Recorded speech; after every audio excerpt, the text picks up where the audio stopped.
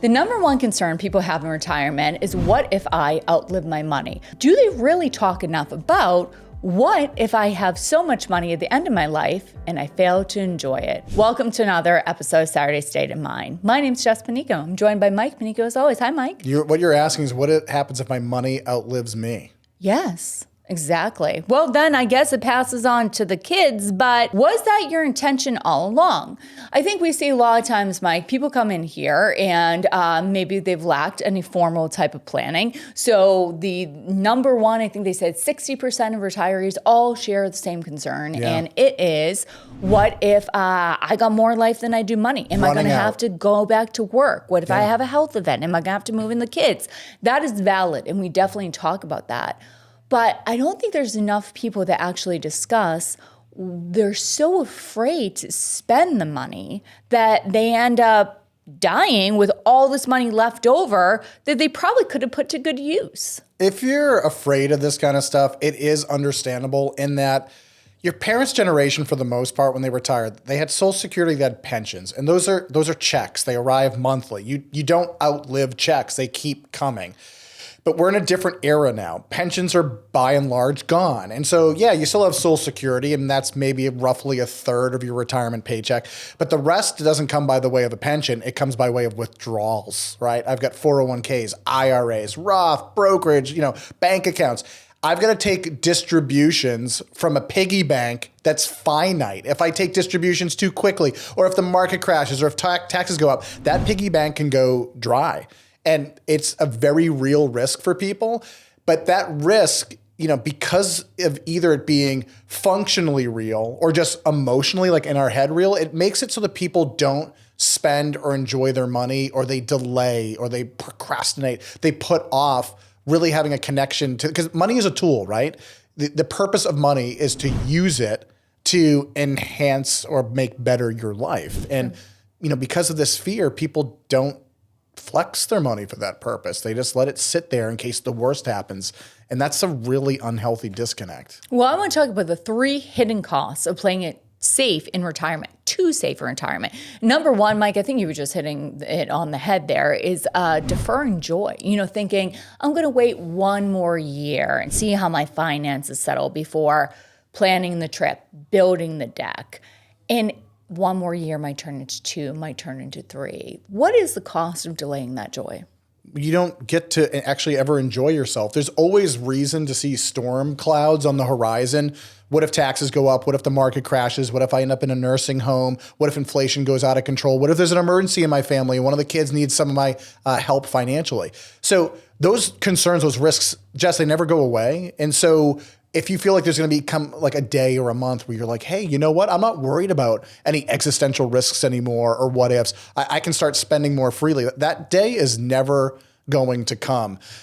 Take a cue from the animal kingdom, right? There's a certain time of year where you see squirrels. They're running all over the world. They're gathering nuts. They're throwing them in a hollow tree somewhere. I don't know exactly how hibernation works, but I think if you were to peer inside that hollow log in the winter, the squirrel's probably eating those nuts. The whole purpose of putting stuff aside in the present is to use that same stuff later in the future. These squirrels like, one day I'm going to give all these nuts to my kids. Right, I'm going to say, that's actually really funny. So thank you. I don't think that maybe maybe they're not capable of complex thought.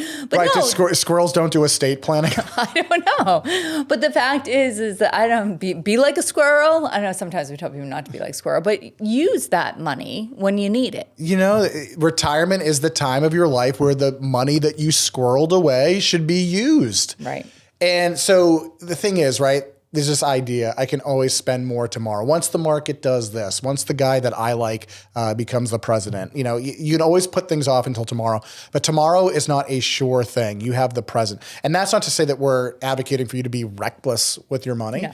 You can do measurements. Hey, if I spend some money to take that trip now, or to do that home improvement, to get that new appliance, to upgrade my car, and then some of the worst things happen, am I in trouble or not? There's great software and tools and things that you can run by the math to look at, is that going to be detrimental to me or not? So rather than just sit there idly wringing your hands, worrying, say to yourself, what if I gave myself permission to enjoy myself right now here in the present?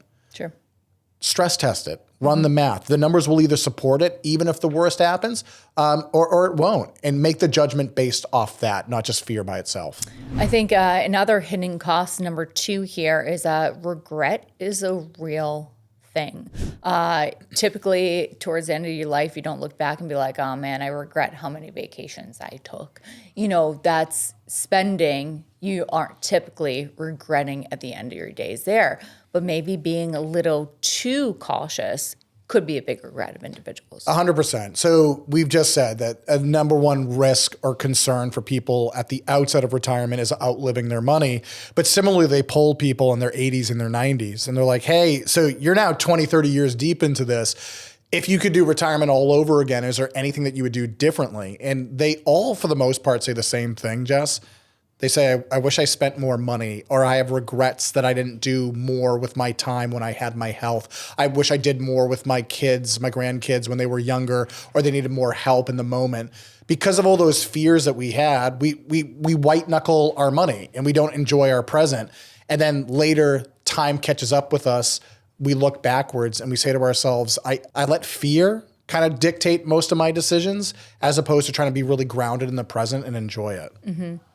Well, this video has been helpful. Hit the subscribe button. We have one more hidden cost to go over, and that's towards the end of retirement, you start to go into preservation mode. Maybe you're seeing that retirement savings and it's lessening. You've used some of it, but then you get to a certain point saying, I got to cut out a lot of things I do because this bank balance is going down a bit. Yeah, it's funny how things work that way. I think in your 60s and to some extent into your 70s, there's a lot of concern about the nature of risk, the what ifs. We've talked about this, right? Taxes could change, the economy could change, all this. And so that makes us white knuckle a little bit in the early stages.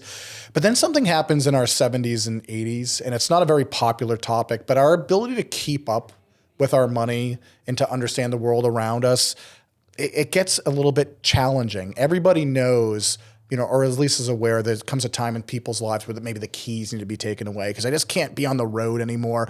The way that my brain connects with my limbs, it's just similarly, I think that you see older folks who, because of the way that things are changing with age, they just white knuckle money because they don't know else at all how to deal with the fear that they have of their mortality, the limited time that they have left. It's something you can control.